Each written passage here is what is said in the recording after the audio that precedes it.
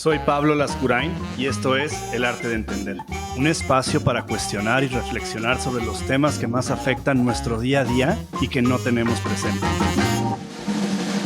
Bienvenidos, ¿qué tal? El día de hoy tenemos un episodio nuevo y hoy vamos a hablar sobre las emociones en un sentido amplio, tratar de proponer y encontrar puntos de vista que no necesariamente son los que tenemos o los que popularmente se consideran o se comparten para, como siempre, pues utilizar nuevos cristales para ver lo que ya hemos visto o para tratar de observar cosas nuevas, ¿no? Entonces, en este tema de las emociones, el primer punto sobre el cual me gustaría profundizar tiene que ver con la connotación que les damos a estas emociones y la importancia de entender estas emociones como procesos y vehículos que nos hacen atravesar ciertas complejidades o ciertas cuestiones que van apareciendo en nuestra vida, ¿no? Creo que uno de los principales factores en etapas muy tempranas de la vida tiene que ver con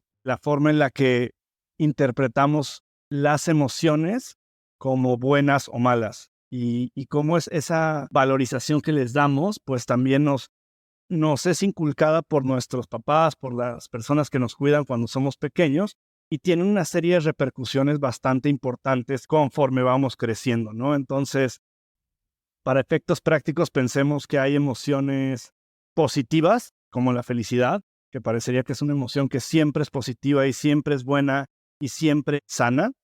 Y por otro lado tenemos estas emociones que culturalmente se catalogan como malas emociones o como emociones negativas, que tienen una connotación que se crea a partir de muchas veces no solo los roles de género, sino también una profunda generalización y una profunda normalización de las figuras de autoridad. Entonces, la autoridad me parece que es un factor determinante cuando queremos entender las emociones, y más aún cuando se catalogan las emociones como buenas o malas, ¿no? Entonces, pensemos, por ejemplo, en el enojo como la emoción con peor reputación, ¿no? El enojo te hace, sin profundizarlo, pensaríamos que el enojo te hace ser violento, te hace ser irrespetuoso, te hace ser muchas cosas. Y yo pondría sobre la mesa que el primer punto donde más podemos observar la negatividad del enojo desde el contexto social no es en la persona y en el individuo, sino es en su relación con las figuras de autoridad y jerarquía, ¿no? Entonces, en etapas muy tempranas, los padres, o sea, la mamá y el papá,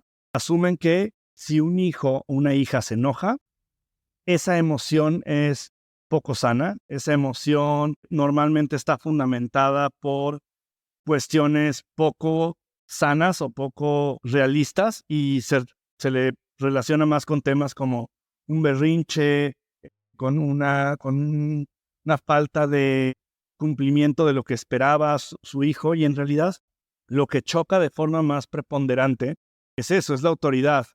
El que un ser visto desde el contexto familiar, sobre todo en familias de culturas religiosas, pues la figura del papá, de la mamá, del pater, pues fundamentalmente proponen que el pater, sobre todo en sociedades donde existe como una cultura machista, que dicho sea de paso, pues también se alinea perfectamente con las culturas religiosas, o la mayoría de ellas, el pater es la autoridad, ¿no? Y el pater es la persona que decide, que provee, que tiene el control, y cuando de repente en esa estructura que culturalmente desde hace cientos de años opera de ese modo, encontramos un ser menor. Y cuando hablo de un ser menor no solo me refiero a la edad, sino en temas de autoridad y jerarquía, es el ser más pequeño, ¿no? Si pensamos en una familia, está el principal figura de autoridad en el contexto social religioso, machista, está como el papá, que es como la figura máxima de autoridad. Digamos que en una segunda instancia, dependiendo de la edad y otras cuestiones, bueno, está la mamá. Después están los hijos, curiosamente acorde a su sexo y acorde a su edad. Pero pensemos en hijos pequeños, pensemos en hijos de 6 años, 7 años, 8 años. Pues evidentemente es impensable que un niño pequeño en este tipo de contexto familiar pues se enoje, y entonces se denota un reto a la jerarquía, un reto a la autoridad, y por lo tanto se cataloga el enojo como una emoción negativa, y por lo tanto el status quo sigue buscando que se preserve esta negatividad ante enojarse, ¿no? Y por el otro lado, bueno, cuando uno es agradecido, cuando uno está feliz, cuando uno acepta lo que le dan y tiene una actitud, digamos, complaciente, esa es una emoción positiva. ¿Por qué? Porque se alinea con lo que se espera en tu rol como hijo, en tu rol como hija, y entonces ahí empezamos a entender un poco la historia y el contexto de estas valorizaciones de las emociones. Entonces, es importante este contexto porque conforme vamos creciendo y conforme también vamos trabajando nosotros desde nuestra individualidad en tratar de entender quiénes somos, en tratar de entender cómo nos percibimos, tenemos también que empezar a entender cuál es el rol de las emociones y cómo se configuran en el mundo y cómo se configuran hacia nosotros, tanto para vivirlas como para compartirlas con otras personas, sean familias, sean amigos, sean parejas, sean hijos, pero justamente cómo vamos construyendo estas emociones. El enojo, por ejemplo, me parece que más allá de su mala reputación, de lo cual ya platicamos un poco, el enojo me parece que la forma más fácil de entender una emoción es cuando nos vamos a su origen más orgánico o a su estado más puro, que normalmente sería a través de seres vivos que no tienen la capacidad del raciocinio, ¿no? Entonces, si vemos un animal, un perro, un tigre, cuando se enojan, o sea, cuando aparece este estado de enojo o este estado de ira o cualquier similar, pues realmente sucede cuando se sienten invadidos en sus límites. Estos límites pueden ser su supervivencia, estos límites pueden ser su alimentación, estos límites pueden ser su espacio físico, pero ahí es donde aparece. No hay tal cosa como que un felino se moleste porque otro felino pasó y no le hizo caso. Y, ¿sabes? No es un juego social necesariamente, sino generalmente, no quiere decir que así sean todos los casos, pero generalmente el enojo es la forma en la que nuestro sistema nos anuncia que en alguno de nuestros límites conscientes o inconscientes estamos siendo invadidos o traspasados. Entonces, el enojo no solo constituye, tanto para los niños pequeños como para los adultos, una emoción fundamental, como lo acaba siendo el tema de saber controlar y delimitar nuestros límites, sino también resulta una forma de calibrar nuestras interacciones con otras personas y con ello también entender mucho mejor nuestras dinámicas sociales. En ese sentido de cómo vamos viendo las emociones, cómo vamos viendo nuestro desarrollo emocional y social alrededor de ellas, cómo vamos reescribiendo un poco nuestras propias interpretaciones de cada emoción. Llegamos a este término que también recientemente se ha puesto como en la cultura popular, que no necesariamente es un término profundamente científico, sino es un término mucho más enfocado en una ideología, ¿no? Y es el tema de la inteligencia emocional. Y este tema, como muchos otros, al ser un poco, si bien creado por un autor en específico, en realidad lo que acaba sucediendo es que estos términos acaban siendo apropiados por la cultura, por las opiniones, por las personas que no necesariamente profundizan en ellos, pero que los adoptan como un estandarte de algo que más o menos hace sentido a lo que esa persona percibe y a lo que esa persona cree, ¿no? Entonces, para mí, cuando hablamos de la inteligencia emocional, me parece que la parte más importante es que la inteligencia emocional constituye la habilidad que tenemos para entender, manejar y usar nuestras propias emociones y después el relacionamiento de esas relaciones con otras personas y con otras situaciones. Entonces, esta es la primera parte que me parece que es importante como desmitificar o traer como una nueva luz a ella. La inteligencia emocional no es como puede ser reducido en distintos como clichés o frases o cuestiones.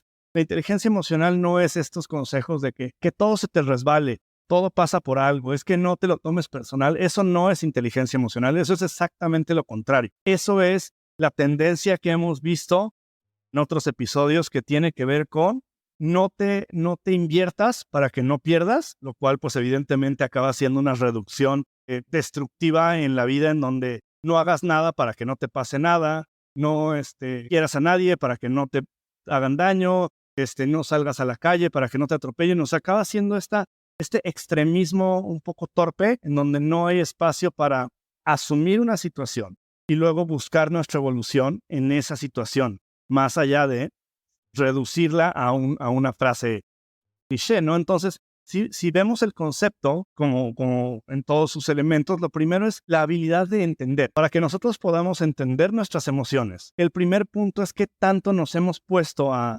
analizarlas, pero sobre todo a retarlas y a retar su percepción y su construcción. ¿De dónde viene la forma en la que nos enojamos? ¿Y cuáles son los límites de nuestros enojos? ¿Y cuándo o cómo hemos podido identificar cuando nuestro enojo tiene un enfoque y una dinámica sana, protectora, positiva, y cuando ese mismo enojo pues resulta en agresión, violencia, en ciertas características que la mayoría de las personas no tendríamos por qué buscar proactivamente en nuestra vida, ¿no? Y lo mismo pasa, hay un ejercicio que me parece muy interesante con la felicidad y que tiene que ver con entender, ¿no? El ejemplo que me gusta a mí poner es que la mayoría de las personas, cuando les preguntas qué te hace feliz, automáticamente empiezan a hablar de ciertas cuestiones bastante repetitivas, pero entre ellas está la familia, ¿no? Y cuando una persona a pregunta expresa me dice, es que a mí lo que me hace feliz es estar con mi familia, me parece que es una respuesta muy linda, pero también me parece que por otro lado es una respuesta que todavía está muy en la superficie, ¿no? Porque si bien hay una creencia colectiva de que la familia es un lugar de felicidad, por otro lado, el reto en este proceso de entender nuestras emociones es entender que cuando estamos felices porque estamos con la familia, realmente nos están haciendo felices otros elementos.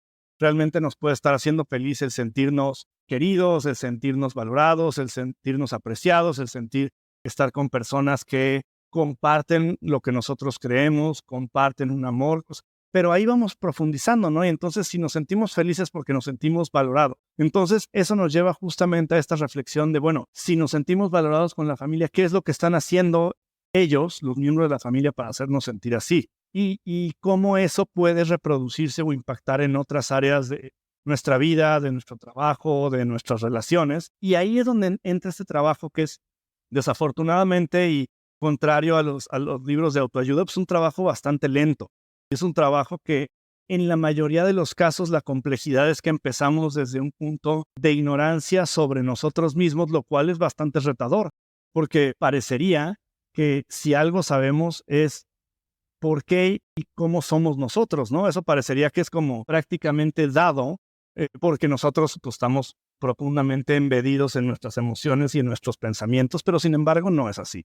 Y en ese sentido, cuando hablamos de entender nuestras emociones, ese es un poco el camino. Ese es un poco el camino de cómo evolucionamos emocionalmente y cómo también esa forma de relacionarnos, forma de compartir emociones con otras personas nos van pues trayendo mucho más claridad a la mesa, ¿no? La segunda parte, y me parece que eso es bastante interesante, es cómo manejar las emociones. En el episodio anterior hablábamos un poco de cómo estas emociones como la desilusión, la decepción, pero muchas otras, ¿no? Me parece que la frustración es una emoción bastante importante en la mayoría de los contextos. Me parece que la forma en la que vivimos todas estas emociones, a partir del momento en el que decidimos no postergarlas, no ignorarlas, no darles una connotación, no decir es que ya no quiero estar triste. No se trata de querer, no es un tema de opcionalidad, es un tema de navegación. Es un tema de pensar en las emociones como herramientas que no necesariamente vamos a tener siempre la oportunidad de decir si las queremos usar o no, sino son herramientas que suceden un poco en consecuencia a veces y a veces sí tenemos la capacidad de manejarlo. Entonces, por ejemplo, si tú tienes un momento en donde estás llegando a un nivel alto de frustración porque estás tratando de comunicar algo que la otra persona no entiende, ahí es donde tú tienes que entender cómo maneja Daniela, cómo maneja Fernanda su frustración, ¿no? ¿Cómo manejo yo, Pablo, mi frustración? ¿Qué hago cuando estoy sintiendo y me empiezo a sentir frustrado, desesperado, enojado? Y cómo se desenvuelve un poco esa emoción. Y ahí es donde entra esta inteligencia emocional. Un poco de lo que hablaba hace un momento es como esta inteligencia emocional se asume que las personas que tienen mucha inteligencia emocional son lo que decíamos, las que no se toman nada personal, las que todo se les resbala, las que andan por la vida sin discutir con nadie, sin enfrentarse con nadie y de ninguna manera. Eso básicamente es nadar de muertito en el mundo de las emociones.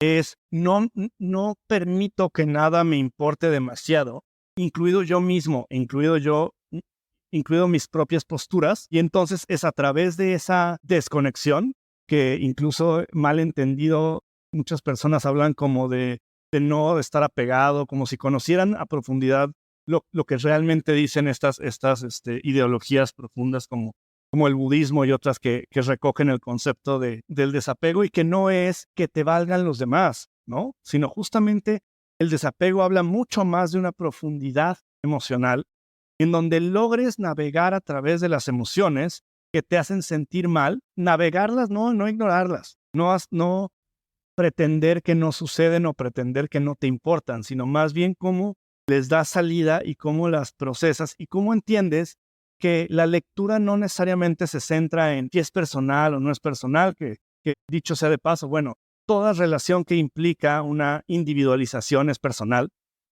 pero más bien cómo podemos tomar un poco de distancia y enfocarnos en lo que está en nuestro control, que es la forma en la que atravesamos a través de estas emociones, ¿no? Justamente se trata de un tema de administración. Y por último, bueno, cómo estas emociones interactúan o tocan a otras personas y cómo tratamos un poco de compaginarlas, ¿no? O de empatarlas cuando queremos compartirlas con nuestra familia, nuestros amigos, nuestra pareja. Y en ese sentido, es muy difícil entrar a una profundidad emocional. Ojo que no hablamos de necesariamente una intimidad o de un enamoramiento, sino hablamos de una profundidad emocional cuando tú puedes compartir la forma, el fondo y la navegación de una emoción con otra persona. Entonces tú puedes sentir que cuando tú estás triste, hay otra persona, que puede ser tu familia, que puede ser tu pareja, que te aceptan con tu emoción, y fuera de dar como estos consejos un poco vacíos, que es como,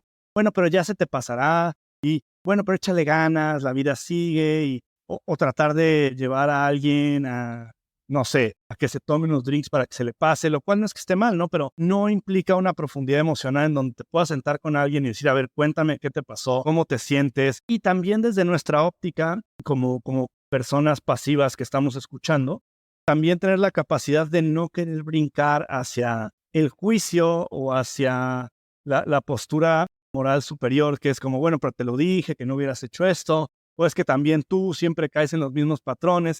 Y son todos estos mensajes que, fuera de tener una profundidad emocional, lo que hacen es otra vez querer empujar a los sujetos hacia la simplificación de procesos complejos sin ningún fundamento y sin ninguna herramienta que realmente construya un mejor escenario para ello, ¿no?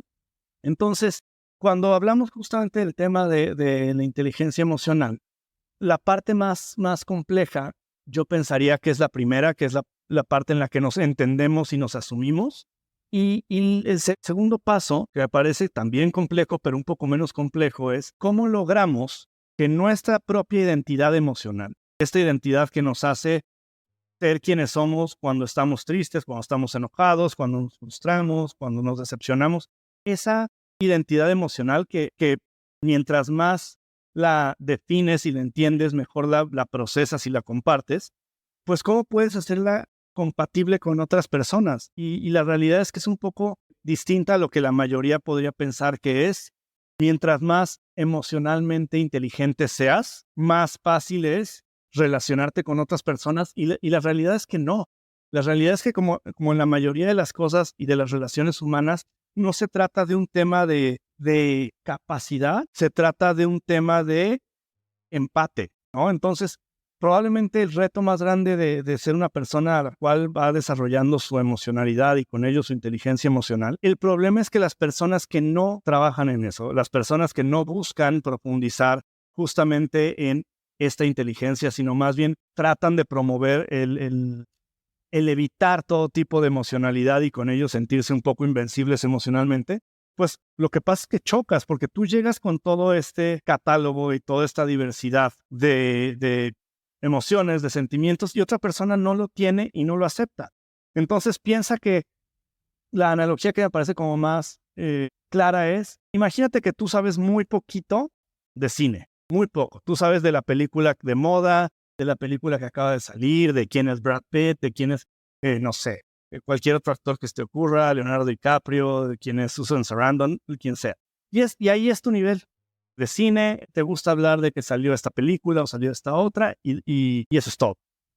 Si hay otra persona que lleva toda su vida estudiando cine, que tiene una sofisticación y una profundidad en esos conocimientos, en cómo diferenciarlo, en cuáles son sus características más importantes, cuáles son las épocas, cuáles son las tendencias, cuáles son las corrientes de pensamiento, todo esto, eso no quiere decir que el que sabe muchísimo de cine se va a sentir satisfecho con las personas que saben poco porque pues sabe lo mismo que ellas. No es así. Esa persona que tiene un catálogo muy grande de conocimiento y sofisticación alrededor del cine deja de ser compatible con las que tienen poca sofisticación y tiene que buscar otras personas sofisticadas. Lo mismo pasa un poco con la inteligencia emocional. Esta sofisticación en tu forma de sentir, en tu forma de lidiar, en tu forma de comprender, se vuelve incompatible. Entonces, un poco la idea contraria a lo que la mayoría pensaría es la forma más fácil y más eficiente de conectar con más personas es manteniendo tu inteligencia emocional con el menor desarrollo posible, porque esa es la tendencia en la mayoría de las personas. No entender qué los hace enojarse, no entender por qué están tristes, no saber cómo responder ante algo triste, cómo no evitar las emociones, sino profundizarte en ellas. Entonces, esta es una explicación bastante interesante porque las personas que se asumen como yo entiendo a todos y yo lo sé todo, más bien parecería que lo que están es comunicando inconscientemente es eso, ¿no? Mi inteligencia emocional está tan poco desarrollada que es compatible con cualquier otra porque no vamos a profundizar y no vamos a conectar y no vamos a llegar a un punto en el que se requiera una especialización de definición y de conocimiento, sino nos vamos a mantener un poco por la superficie. Lo mismo pasa cuando, oye, si quieres ir a la playa y ver un montón de personas, pues te quedas nadando en la superficie del mar, pero mientras más te vayas profundizando, pues menos personas va a haber. Y creo que ese es el gran reto o la gran complejidad de cuando pensamos que ser emocionalmente inteligentes es necesariamente algo que nos va a ayudar a entender mejor a los demás. Yo creo que más bien nos va a hacer entender mejor a otras personas que también están desarrollando o siendo críticas de la forma en la que sienten y en la forma en la que deciden lidiar con esas emociones y con esos sentimientos. Entonces, realmente lo que acaba sucediendo es que las características que te ayudan, que te permiten, que te meten en un mindset de propicio para entender esta inteligencia emocional propia, bueno, sin duda la número uno y más importante es tan consciente eres de eso. Y para ser consciente de algo tienes que voltear a verlo y ser paciente y volverte o convertirte en un observador que se pueda despegar del juicio y que se pueda despegar de la crítica y de la superioridad moral, ¿no? Entonces, observas, estudias, tratas de definir, tratas de ver cómo sucede esto a través del tiempo. Y bueno, no es una cuestión fácil, pero es una cuestión evolutiva y bastante enfocada en crearte paz y crearte un bienestar emocional más allá de lo que puede estar pasando en tu contexto. Número 2, tiene que ver con qué tanto aprendes o qué tanto sabes regularte y entender. Y es un poco el ejemplo del que hablábamos antes, que es qué pasa cuando te frustras, qué pasa cuando estás triste. La gran mayoría de las personas simplemente pasa y cada vez un poco distinto y cada vez a veces explotas, a veces desapareces, a veces quieres hablar con gente, a veces no quieres hablar con gente, pero no está claro. Parecería que cada situación es como caso por caso, ¿no? Y sin embargo, la capacidad y el músculo más grande en las emociones es qué tanto creas tú este camino para vivir tu tristeza, qué tanto creas un camino para vivir tu frustración, porque entonces simplemente los empiezas a convertir en procesos a los cuales puedes acudir. Y no quiere decir que sea fácil, no quiere decir que sea rápido, no quiere decir que sea poco complejo. Lo único que quiere decir es que sabes cuál es el camino. Tú puedes saber cuál es el camino para obtener una maestría, y no por eso quiere decir que es muy fácil ahora obtener la maestría.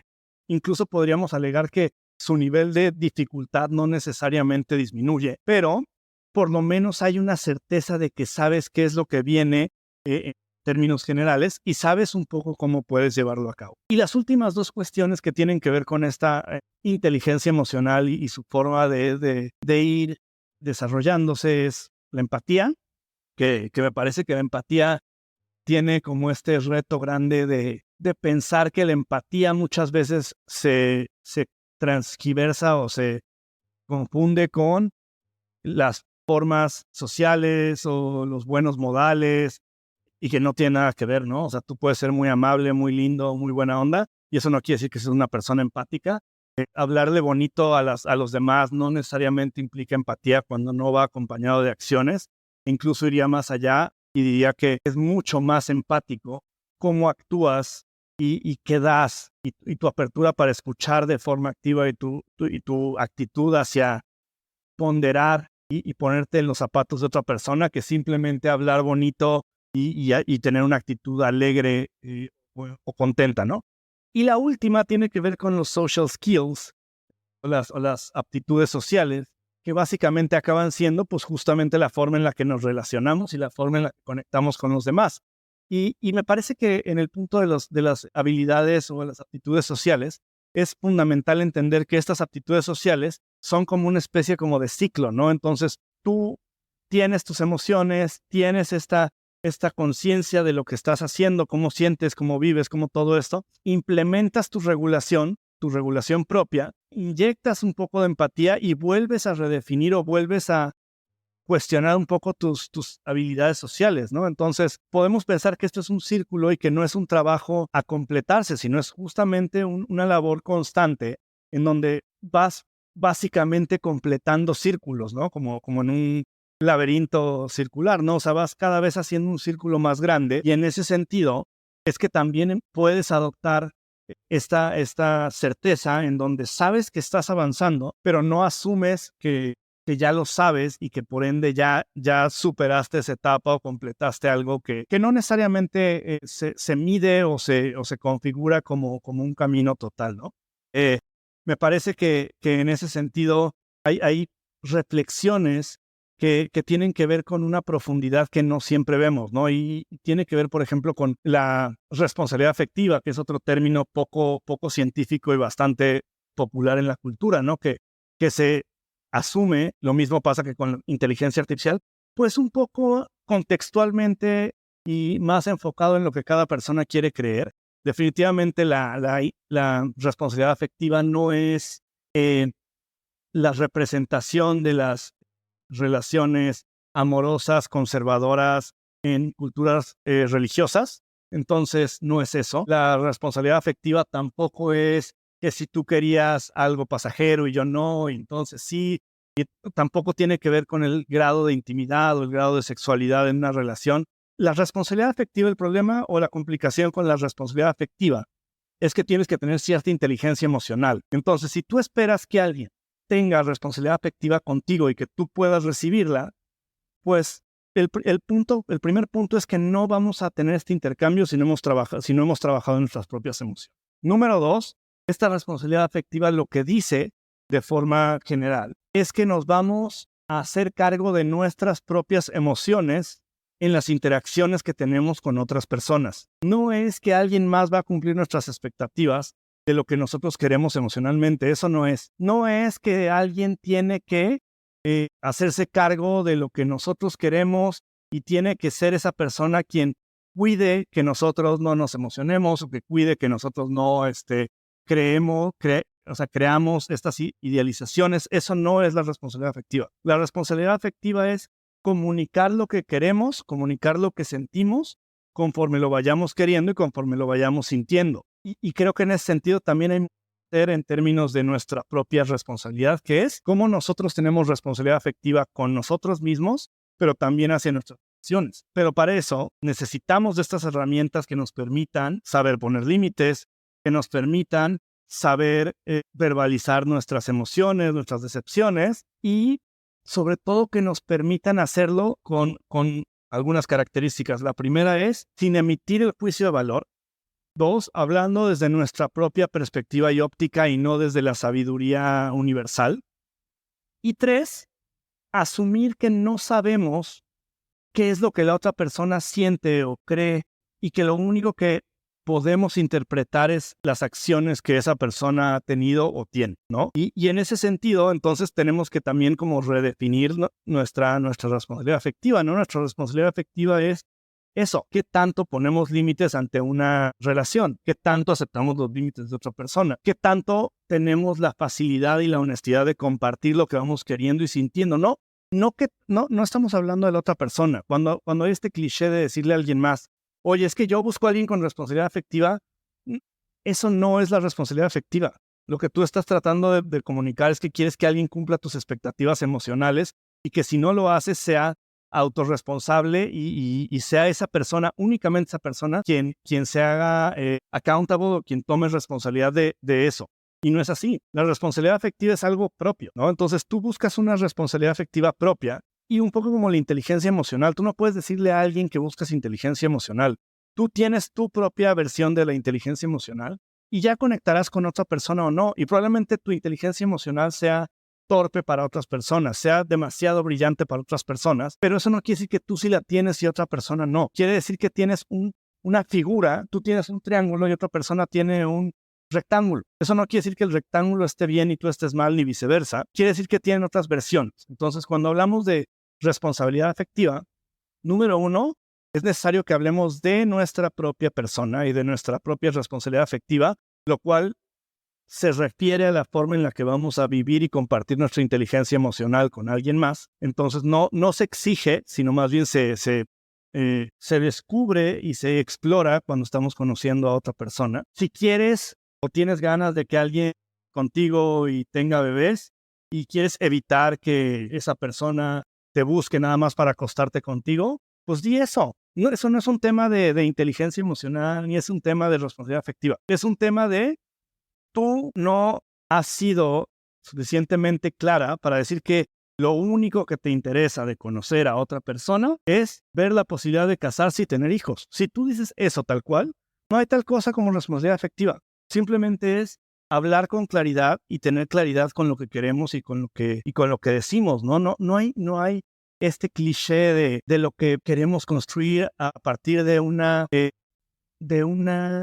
profundidad que no va más allá de un post de Instagram que vimos o de una frase que vimos o de algo que vimos que nos hizo clic para que nuestra arma sea porque te dije que yo quería responsabilidad afectiva, ahora tú eres responsable de cumplir mis expectativas, mis sueños, que yo ni sé, o sí lo sé, pero no los he querido verbalizar o comunicar de forma directa. Y es, no. Cada quien nos hacemos, como bien dice el nombre del concepto, nos hacemos responsables de nuestros afectos. Y entonces tú te tienes que hacer responsable de tus afectos y también tienes que hacer responsable si la persona con la que estás conociendo, saliendo, viviendo un amor, viviendo una amistad, si esa persona también está cumpliendo con cierta responsabilidad de su lado, no del tuyo. Tú tienes que hacerte responsable de tus emociones y esa persona de las suyas. Y luego el éxito de esa relación, como en muchos otros matches que tiene que haber en una relación, depende si esa responsabilidad es compartida y compatible y interdependiente hasta cierto punto, ¿no? Si esa responsabilidad se vive del mismo modo, así como pasará con la convivencia, con la forma en la que te comportas en una fiesta, con la forma en la que te comportas con tu familia. Tú no puedes pedirle a alguien, oye, yo quiero que tengas una relación con tu familia como a mí me gustaría. Pues no sé, número uno, no sé cómo te gustaría a ti. Número dos, cada familia y cada grupo de personas que la forma es otro universo. Y más bien tendría que haber ciertos elementos que hagan match. Entonces, la reflexión del día de hoy, del episodio de hoy, creo que terminaría siendo tanto la inteligencia emocional como la responsabilidad afectiva hablan de temas propios y de temas que son hacia adentro. No son herramientas o armas para exigirle a los demás, son herramientas que nos ayudan a nosotros a entendernos mejor y que también nos ayudan a mostrarnos de una forma más clara, transparente, honesta. Y eso es todo. Entonces no tenemos por qué ir por el mundo demandándole a los demás si son o no inteligentes emocionalmente, si tienen o no responsabilidad afectiva. Eso lo veremos cuando nos relacionemos, porque incluso cuando alguien habla de que es muy emocionalmente inteligente o que tiene mucha responsabilidad afectiva, la realidad es que no necesariamente, incluso no necesariamente significa que tiene mucha profundidad o que tiene un gran control de sus emociones o que tiene un gran control de sus afectos. Simplemente acaba siendo una forma en la que adoptas un concepto popular, poco definido, poco delimitado, y te lo autodiagnosticas como, oye, soy muy inteligente emocionalmente o tengo una gran responsabilidad afectiva, pero en realidad no hay una forma o una métrica bajo la cual eso sea cierto. Entonces, la reflexión es esa. Trabajemos en nuestra inteligencia emocional, trabajemos en nuestra responsabilidad afectiva y tengamos claridad en cómo sentimos, cómo estamos tristes, cómo estamos enojados, cómo somos cuando estamos felices, cómo somos cuando estamos frustrados y cómo nos relacionamos en la frustración, cómo nos relacionamos en la tristeza. Y hablando de responsabilidad afectiva, pues cómo compartimos el afecto. El afecto para nosotros, ¿qué significa tener intimidad física? ¿Qué significa tener intimidad emocional? Asumimos que cualquier tipo de intimidad genera compromiso o no. Eso es la responsabilidad afectiva, cómo vivimos nuestros afectos y luego cómo los comunicamos, porque de nada sirve decir es que yo quiero una relación abierta, de ciertas características, pero pues lo mejor digo que quiero responsabilidad afectiva y pues que la otra persona lo adivine y me vaya preguntando. No es así. Entonces, vivan sus emociones, sobre todo, como decía Albert Ellis, creo que es fundamental sernos responsables de nuestras propias emociones y dejar de diagnosticar y dejar de dar calificación a los demás de si lo hacen bien o no. Y la realidad es que no podemos controlar todo el tiempo cuando suceden nuestras emociones, pero un poco está en controlar o autorregular cómo las vivimos. Y creo que la otra parte también es, pensemos que cualquier emoción, como pasa con la felicidad, es un proceso que hay que navegar. Cuando estamos felices, navegamos la felicidad. Cuando estamos tristes, es exactamente lo mismo. Hay que navegar la felicidad, navegar la tristeza y navegar cualquier emocionalidad que tengamos, y la vida nos irá poniendo y nos irá quitando personas que nos ayuden, que nos compliquen, nos aporten, que nos quiten, y estará un poco también en nosotros decidir a quién conservamos y a quién no, más allá de si es nuestra pareja, si es nuestra familia. El universo, y no en cuestiones metafísicas, sino como cualquier sistema, tiene esta capacidad un poco de autorregulación, y los límites en el ser humano puede ser que tarden, puede ser que por un tiempo no sepamos delimitarlos, pero solamente, la buena noticia es que solamente es hasta cierto punto, y en algún punto llega como un punto de quiebre en donde actuamos. Entonces, sean nobles con ustedes mismos, sean bondadosos con ustedes mismos y seamos nobles y bondadosos con los demás, al no catalogarlos, al no calificarlos, al no sentirnos nunca moralmente superiores, porque no nos lleva a nada más que al sentir que merecemos. Y creo que en esta vida nadie nos debe nada y no le debemos nada a nadie.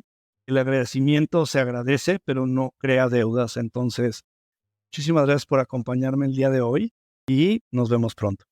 Gracias por acompañarme en este episodio, y como siempre, si tienes alguna pregunta o algún comentario, solo tienes que entrar a pablolascurain.com/pregunta y me encantará saber qué estás pensando.